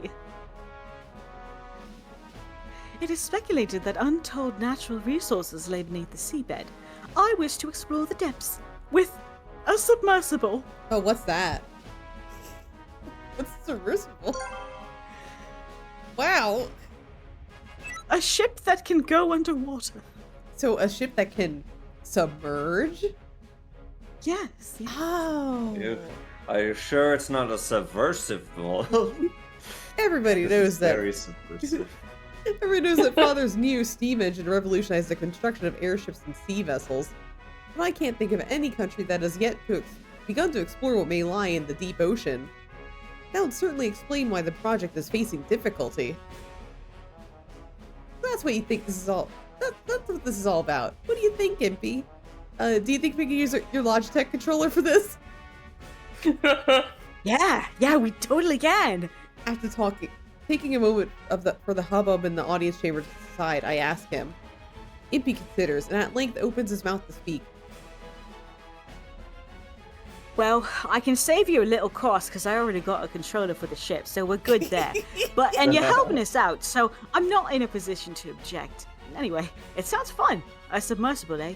Count me in. But just one thing. Hear me out on this. Do go on. What made you decide to throw in your lot with our project? Did I not just tell you, in exchange for engineering a so-called submersible? I heard that. It just doesn't seem like you. Goes without saying, we're dead serious about traveling to the moon, but to the public it will seem like sheer absurdity. You could pour millions of pounds into this with no guarantee of results. It's a gamble. Your top priority is the national interest. Funneling money into something we can't even budget seems strange to me. Huh. He's absolutely right. Victoria is stoic and cool, even if she feels she owes us a debt. She would never dream of wasting money on a project with no benefit to her subjects. Victoria closes her eyes, and Impey's words affected her that deeply. Speaking frankly, when I saw the Nautilus, I felt cut down to the quick. I saw how monstrous technology and airships can be. The more science advances, the more difficult it will be to manage those airships, and one day we may lose control of others entirely. A perfectly natural concern. There are indeed forces in this world beyond human control. Saint G nods at this, almost wistfully. A deep silence falls. I surprise myself by being the first to speak. Maybe, but the man who put an end to Nemo's rampage loves science more deeply than anyone else. Science may have run amok that day, but it was also science that ended the madness. That can't be denied. Science rules. Science rules. Science so rules. Hey, Drac. Yes, you're completely right. I wanted to say the same. That science rules? Science rules. I've seen the worst of science with my own eyes, and now I want you to show me its best. That is how I came to my decision. I may be a hard-headed queen prioritizing national interest, but surely even I am allowed to dream. Can't ghosts dream? Victoria's the type who can't forget a tact. I giggle at her teasing rejoinder and then answer for Impey. Of course you are, and we'll make that dream come true. Won't we, Impey? Don't fuck this up. Yeah, you better believe it. Our goal is to show the people of the world just how amazing science is. Queen or peasant, it's all the same to me. To dream a dream, to look up at the moon, social standing has nothing to do with it. How dare you... Wait. How dare you mention Her Majesty and peasants in the same breath? I was preparing for Landhurt to roar something along those lines, but he remained silent. Oh! In fact, his expression is kindly. In the face of science, even a queen is but a single human being. Ah. Altogether impertinent. So it would seem an agreement has been reached. I love this. Finally, talking to myself. Yep. Well then, Your Majesty, we accept your conditions for funding. I'll lend a hand with development on the submersible for this World's Fair and prove my engineering skills. Do we have a deal? We do. You have my word as dead Queen of the United Kingdom. Righto! Deal it is. Submersible or transparent swimsuit. Genius engineer Impey Barbicane is capable of anything.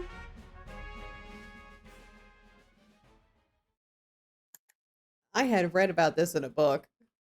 The River Thames, running straight through central London, had long been known for its many shipyards. The submersible under construction is to be Britain's centerpiece at the World's Fair, is being kept from public eye. Apparently, the government acquired a small shipyard to maintain secrecy, using it as a dry dock for their construction. And so, after parting with Saint E.G., we made our way to the Thames, passing through imposing heavily guarded security. Oh my, it's gigantic.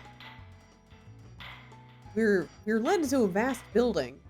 Originally intended for the construction of large ships, it's now being used as an out-of-the-way place to build the submersible. The clang of metal echoes throughout, and I also hear the hiss of steam here and there. Oh, look at him go, go, go! Impey's eyes are agleam. He reminds me of a boy in a sweet shop. It's amazing! That's the submersible? A giant sphere hangs from cranes overhead, like an impossibly large eyeball staring down at us. The massive machine was under construction. its internals exposed and had a bizarre, misshapen appearance. It doesn't have any screws, which is a bit of a problem. Well, unless it's... Well, yeah. It isn't self-sustaining. Are they using the suspension method? Impey carefully surveys the whole structure, taking note of all the mechanisms. Say, Impey, can this thing really dive into the deep ocean with a Logitech controller? The way it was explained to me, I imagined something that looked like, you know, a ship. Yeah, I'm sure that controller's gonna work just fine. And you see, regular ships are built to float, to be as unsinkable as possible. But this is the exact opposite. It has to be able to dive as deep as it can. Taking water pressure and all sorts of other factors into account, this shape just works better.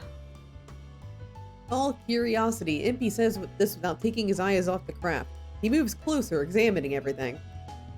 It was then an unexpected but familiar voice called out for us from behind the huge submersible.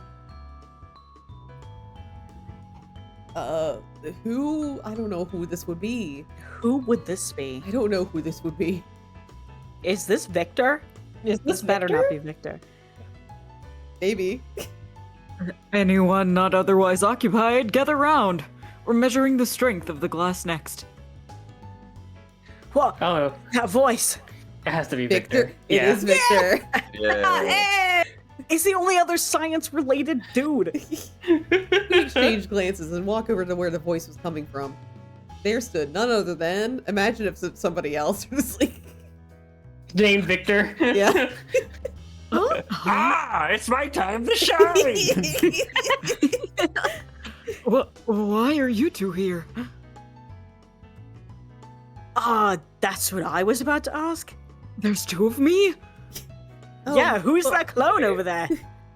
Well, we're here at we're here at Victoria's request. When did you get cloned? To help with the submersible, but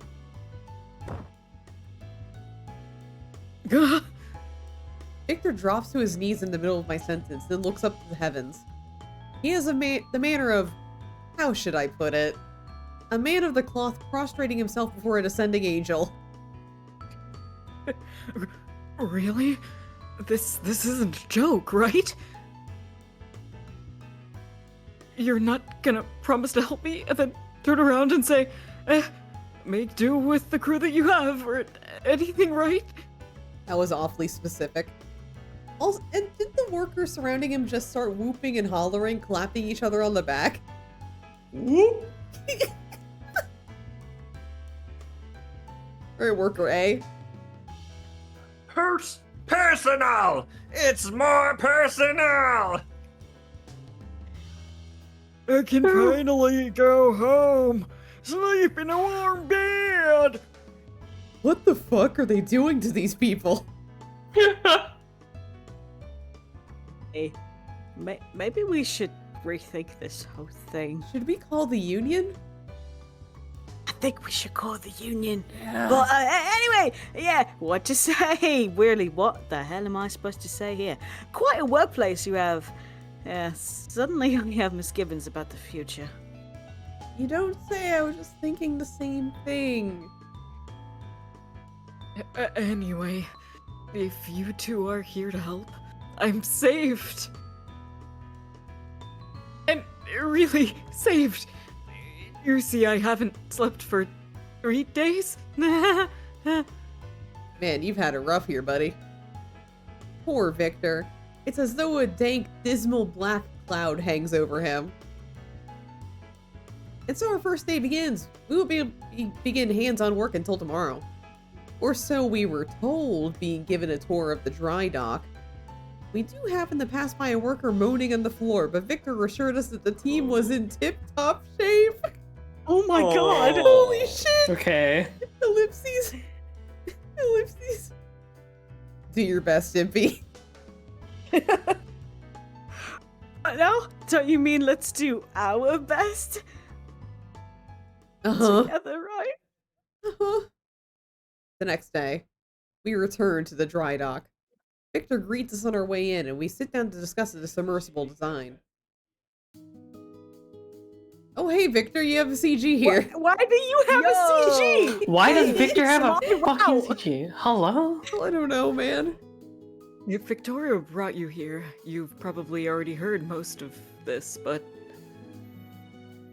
we're using this dry dock to develop a man-sea submersible for deep-sea exploration. Submersible. Hearing the word, I glance over at the massive iron sphere hanging from cranes. I forgot Not the what that logic. was already.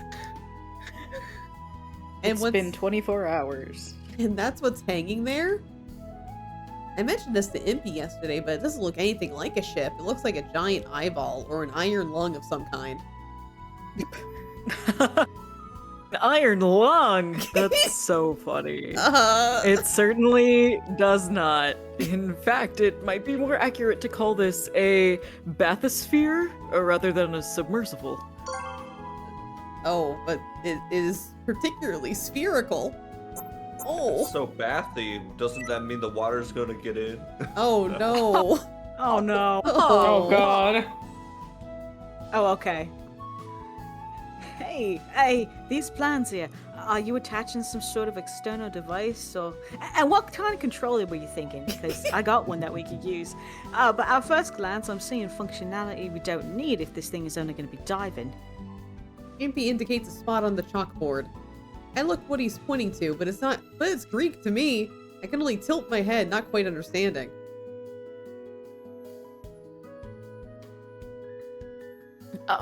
Future plans call for investigating deep sea life forms and the collection of minerals, you see. Gotcha. Pretty bold. You've eliminated everything unnecessary then. What about surfacing? Do you use a winch? Exactly. Well, it might be more accurate to say there's no other way. I see. Right. So, how much power does the winch output, and how strong is the connecting cable? Considering the craft's weight and its buoyancy, I anticipate 1 inch wide. It's still provisional, but we've done tests. Looks like you've got it all covered. So, how dense are the materials you used? I have my research notes right here. Ellipses. What should I do? When the discussion gets this specialized, there's no way I can keep up. Right. I must do my best to learn so I can be of use to them. Listening to their impassioned conversation, I begin taking notes. My pen flies across the page. Oh. In which Aw. case, our next concern would be at what speed will the craft sink?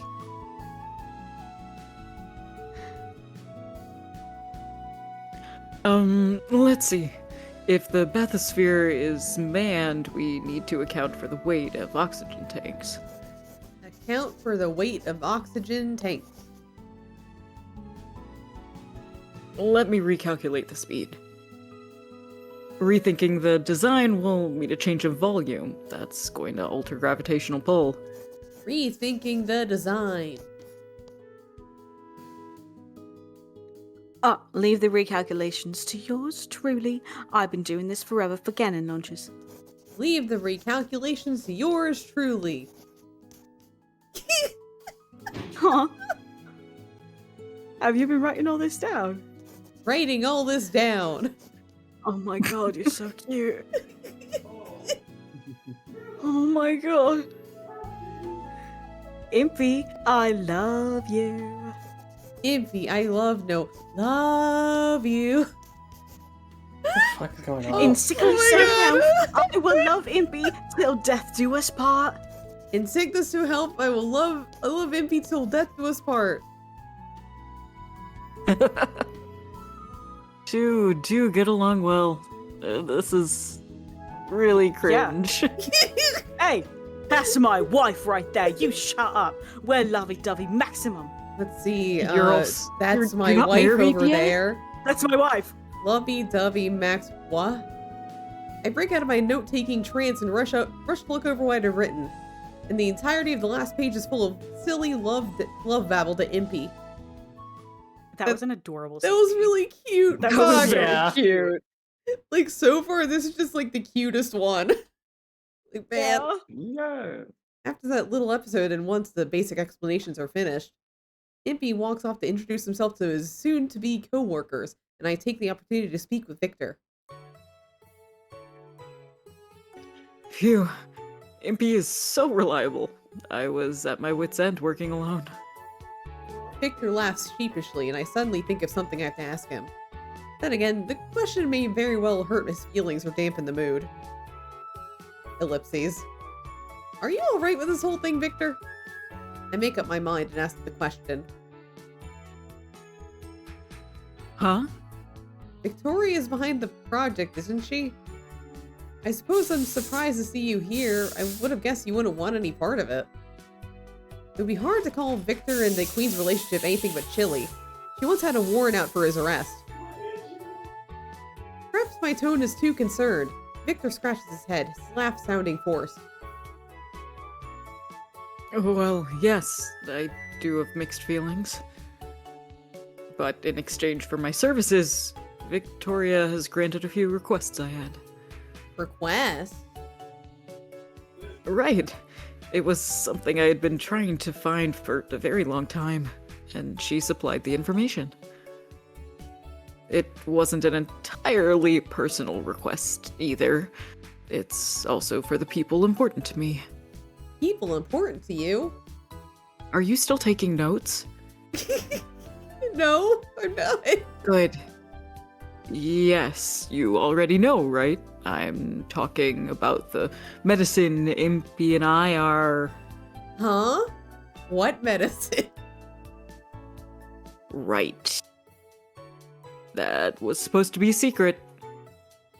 Are you talking about the project you're working on together? Impy hasn't told me anything specific, and obviously it has nothing to do with me, so... Only that whatever it is you're working on is important to reaching the moon. Impy usually tells me everything, but he won't say a single word about your research. Just being reminded of it causes an unexpected wave of sadness to wash over me. I know Impy must have his reasons, but I feel left out somehow, and it's a very lonely feeling. No, please, don't look so sad. Everything's fine. When the time comes, I'm sure Impy will tell you himself. I wonder. He will. This is Impy we're talking about. He loves you too much. So much that he doesn't know what to do with himself, and he gets even more stupid. He'll tell you soon enough, I promise. The research we're doing is gonna be wonderful for the both of you. Why is this a secret? Why is this a secret? Victor's eyes are full of profound kindness. So, I'm fine with it. I made my promise to Victoria, and I'll see the job through. I nod, knowing Victor's telling me the truth. Right then. When Impy gets back, let's start to work on in earnest, shall we? I'm expecting your best. Go right ahead. Impy and I are good for it. What? Time flies by once we settle into our jobs re-engineering the submersible. Impy and Victor are new to the field, so it won't get finished in a day. Not with the constant stream of problems, anyway. Experiments continue at the dry dock day after day, always 3 steps forward and 2 steps back. It's especially tough on Impy, who was tasked with redesigning the hull. He bears more responsibility than anyone else. He's been keeping eccentric hours the past few weeks, splitting his time between the mansion and the dry dock. This week has been the worse than usual. Other than a few catnaps here and there, he isn't getting any sleep at all. It's an unremarkable night, like any other since our work began. Contrary to the relative warmth of the day, nights have been getting colder lately. It's now past midnight, absolutely frigid. I walk down the hallway, carrying a tray atop what is balanced by a late night snack I made for Impy. Compared to what Impy can cook, it's barely even worthy of being called a snack. It's like a really shitty sandwich.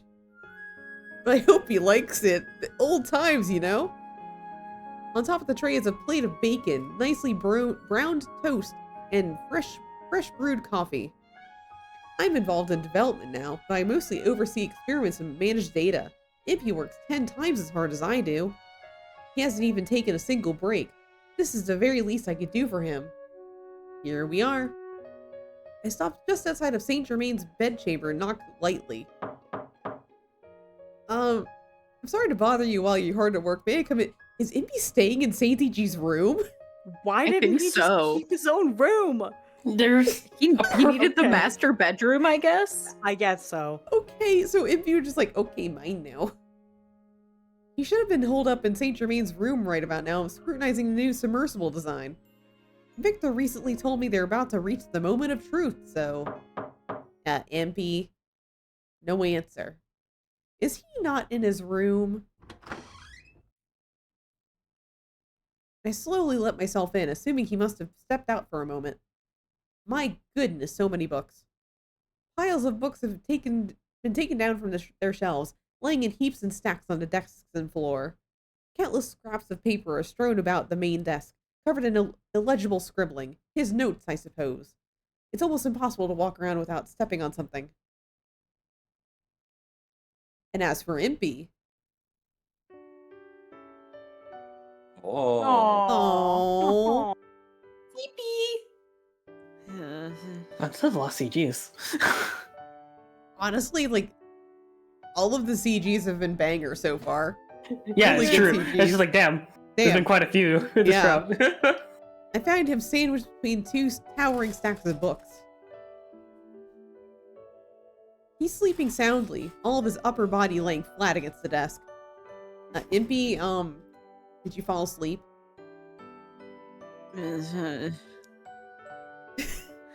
Approximate pressure perpendicular to He's mumbling in his sleep about calculating water pressure in the design of the hull. Oh, Victor, just dimensional components. Now he's probably dreaming about the mystery project I'm not privy to. The fact he's using Victor's name suggests as much. I can't help but half smile, half grimace. Poor Impy, you don't even have time to dream, still working in your sleep. Now that I think about it, this is totally in keeping with his personality. When he really sets his mind on something, he barrels towards it single-mindedly. Even when Lupin and the others were living here in the mansion, he'd forget to eat or sleep when a good idea struck. That immense capacity for concentration is probably one of Impy's greatest strengths as an engineer. But still. Hey, Impy. I looked down at Impy's gentle, sleeping face. He almost looks like a little boy, exhausted after playing. The thought makes me grin as I set his tray off to the side. Hands free, I lean in closer to his face. Aww! Oh, that's so fucking cute, dude! Hello? Yeah. I've lowered myself to be level with the side of his face. I'm so close I can make out each individual eyelash I'm zooming in. Sometimes I worry. Once you make your mind to focus on something, you become blind to everything else. And you're sunk to work that you even forget to rest. I wonder if it's my job as your significant other to explain flat out that this just isn't good for you. What do you think, Impy? Yeah, I thought so. Not that I could stop you anyway. No matter how exhausted you are, you enjoy the work so much, I don't think I could ever take that away from you. Because, well, part of what makes you the most wonderful man in the world is your unshakable faith in your dreams. I've read that people in love either don't notice or willfully ignore their partner's shortcomings. I'm beginning to understand. I can't get over how childlike he seems in slumber, but I continue talking quietly and evenly. I suppose I really do love you seeing you work towards realizing our dream more than anything else. Wait. No. What am I saying? I do love that, but then again I love everything about you. You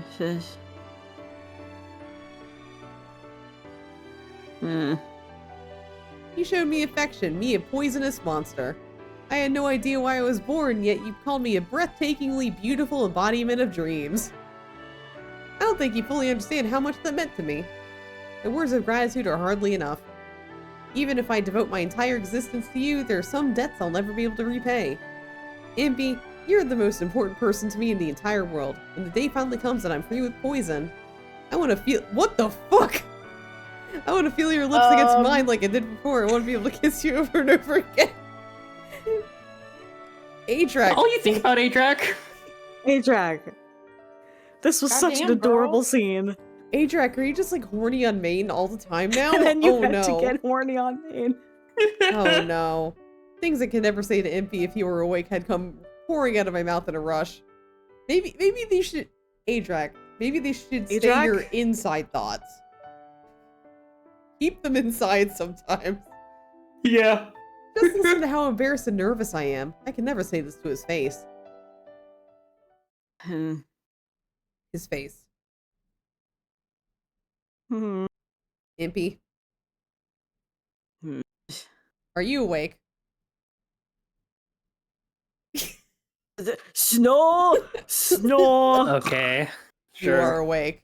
Oh, she's frowning now. Oh, your little frown. No! I'm in deep, super ultra sleep, honk shoe, me. Ellipses. Go on, honk shoe. I'm fast asleep, so you don't have to be self-conscious. Snore. Your honest, pure love. I want you to talk about it to your heart's content, please. Ellipses. Oh! I can hardly be faulted for picking up the nearest dictionary and rapping him over the head with it. It's gotta be a dictionary! Those are heavy! Several more days pass. Overall plans for the submersible, or bathysphere rather, are nearly complete. I've been told the inner frame had been more or less perfected, but the problem isn't something an impeccable frame can solve. Apparently one specific area of development just isn't going well. Impy and Victor have been racking their brains trying to solve it for days. I wonder if they're still in the thick of it. I make my rounds along the dry dock with the large basket tucked under my arm. Handing snacks out to the workers has become part of my daily routine.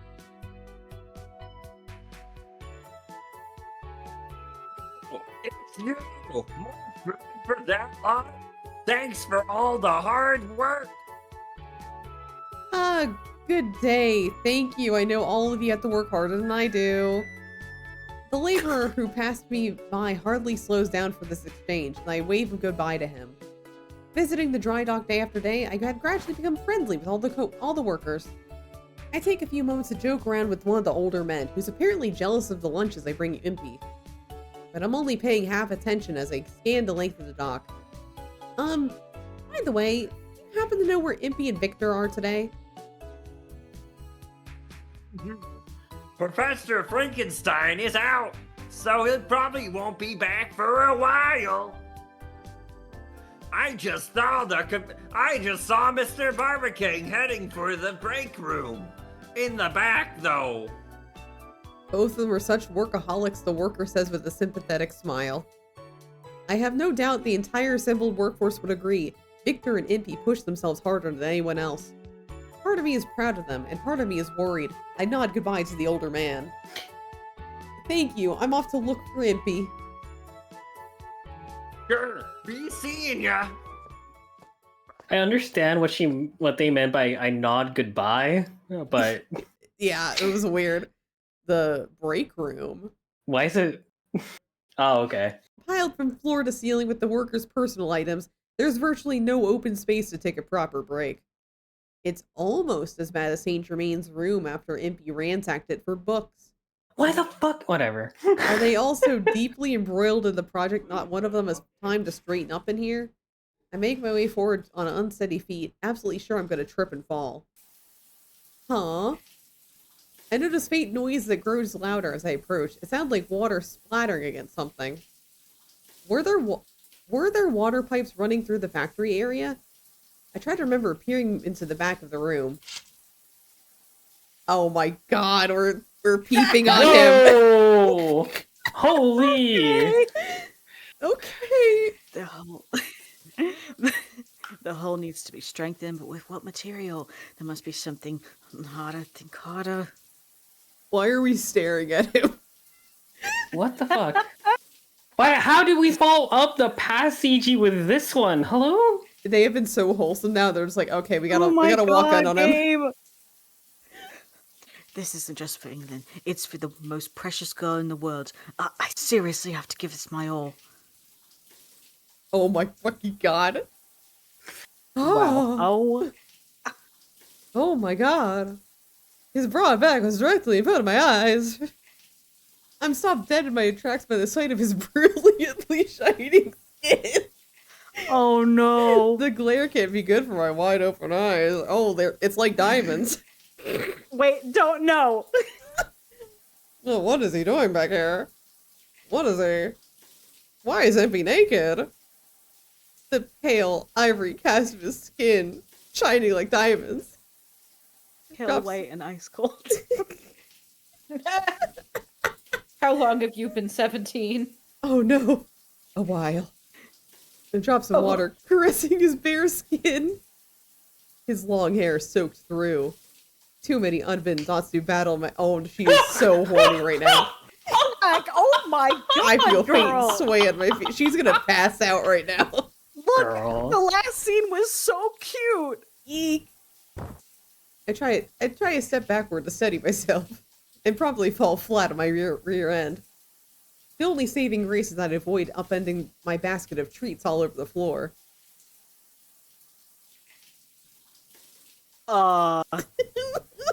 He stares. Hey! He stares blankly at nothing in particular. Eventually glances into the mirror, and our eyes meet in its reflection.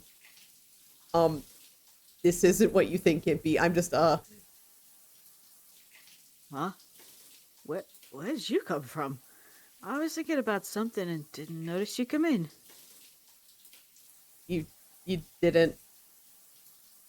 Oh, sorry. I don't suppose you brought any food. Sorry, I've gone full Monty. If you wait. What the fuck? Game. What? Why are we so British? It's so British. I can't take it. I've gone full Monty. Gone full Monty. Oh man. Okay. Alright. Impey acts as if nothing happened, mumbling mathematics equations to himself as he shuts off the show. Like, the only person horny in this situation is Adrak. He's just like, oh, math. He's so focused on math. I attempt to demurely avert my eyes, but he only rubs his stiff neck and continues his cryptic one-way scientific dialogue. It was just too much. I duck outside before Impey can tell how flustered I am. Bruh. Bruh. Bruh. This is super good. Nothing like refueling with a home-cooked meal every day, and you actually got everything in the bread this time, Adrak. I'm so proud of you! Oh, thanks. I'm doing my best, inside the bread. I'm glad you like it. Yeah. He had tossed on his work clothes after I left him in the shower stall, but the break room was far too cramped for lunch. We ended up eating near the main work floor like we always do. It always makes me happy to watch Impey enjoy one of my lunches, especially after I fixed the sandwich thing. Grinning all the while, but... Oh my god! What are you? What the? I can't even take a peek at him now without the image of what I had just seen flooding my imagination. Oh Good my... lord, girl. Oh my god. I rarely see his bare back. Girl, please. Calm down. She's acting like a man from the ye olden days looking at an angle. Yeah. Seriously. His shoulders What are the so much more fuck? broad than mine. Ah! That simple thought alone starts my heart beating double time, which is silly because I don't actually have one. Shut up, game. I swallowed the emotions impossible to voice. Of course, Impey completely fails to notice. Good. Is something wrong? Oh. I'm sorry about earlier. You were just there. I didn't notice. Meaning what? Meaning, I saw you naked. No, we can't get married. Yeah, now we can't get Huh? married. Oh, wait. No, now we can't get married. Wait. An uncomfortable silence falls over us. No. Oh, I should be saying sorry. It doesn't bother me at all, really. It's not like seeing me naked is a bad thing. Oh, now we can't get married. Wait, no, but oh, I get it now. I should have covered up sooner, right? You probably thought I was flaunting it, you know. I'm so sorry. When my head's in work mode, I can't think about anything else. You know, it's just math in there and equations and. I remember. I'm so embarrassed right now. Oh, I want to dig a hole and shove my head into it. It's no big deal, Impy. I don't mind, not really. Impy turns several alarming shades of red. I'm the one who apologized, but somehow it feels the exact opposite. I've got to change the subject. So how's the research going? I hear you're having a rough go of it trying to find the right material for the hull. The first thing I had to do was take his mind off of it. I knew Impy well enough to choose exactly the right moment, and so I did. He's back in the bathysphere track.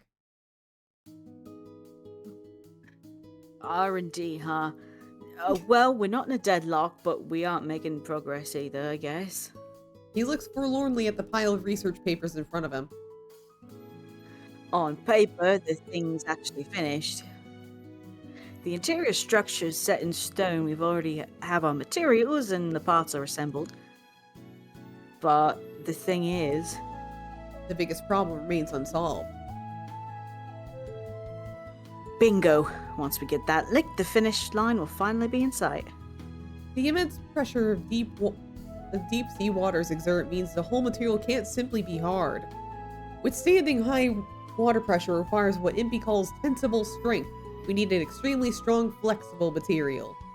We've already tested everything from steel to exotic alloys of varying metal ratios. I already tried titanium, a newly identified metal, and even experimented with aerocarbonium. Wow. Yay. We ran through tests with each substance, and all eventually fail past a certain depth. They aren't just strong enough. We might need to approach this from a different angle. I have to speak with Victor again. A different angle? How much simpler would it be if only those 3 words were enough to spark the solution? Unable to think of anything, I exhaled dejectedly and turned to look outside. Sometimes I wonder if the world would be different if there were more amazing people like you and Victor in it. It may sound weird coming from me, but there just aren't that many scientists on our level. There was my dad and Nemo. Blech. That's a crazy intense lineup you're putting me in, almost like, huh? Oh. Impy. Oh, that's it, A-Track. That might actually do it. What?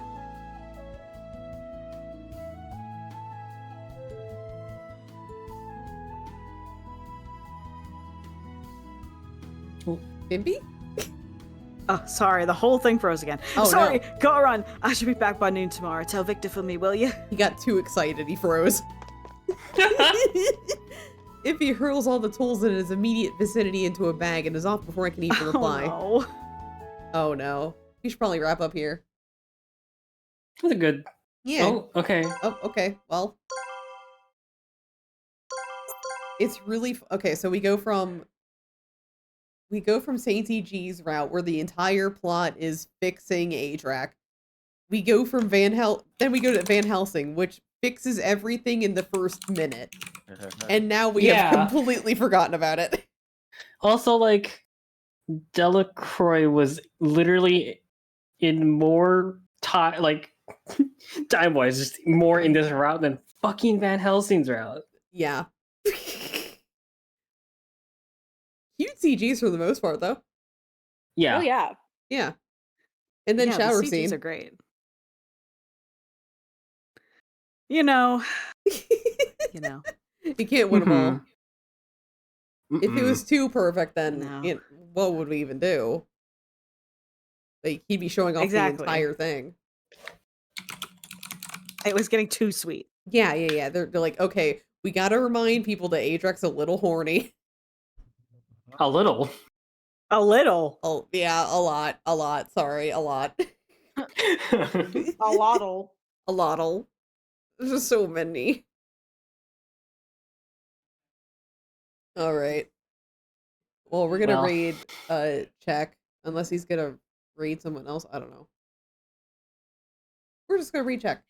But yeah, I actually, is anybody like gonna be traveling next week? Because it's Christmas week next week. No. Okay, well, not you. I won't be. Okay, I will not be. okay. Oh my god, Christmas episode? Oh my god. Oh my god. OMG Christmas episode. Oh shit. Oh wait. I'm looking at check saying he's raiding me. Oh no. Oh no! Oh no. Quickly, right before he does. I don't think I can get that quickly. Fuck. Okay, he's unraid. Never mind. Okay. Okay, I immediately was like, stop. Just stop. I'm about to end. Should I just raid him now? Yes, Yeah. Okay. absolutely. All right. Yes. We're doing it. Yeah, Rate him, rate him. Here. Let's go. Let's Hit go. right now, Let's go. hit right now. All right. Just a second. I have like 6 seconds left. 6 seconds left. Okay. Anyway, have a good night, guys. Bye. Bye. Bye. Bye.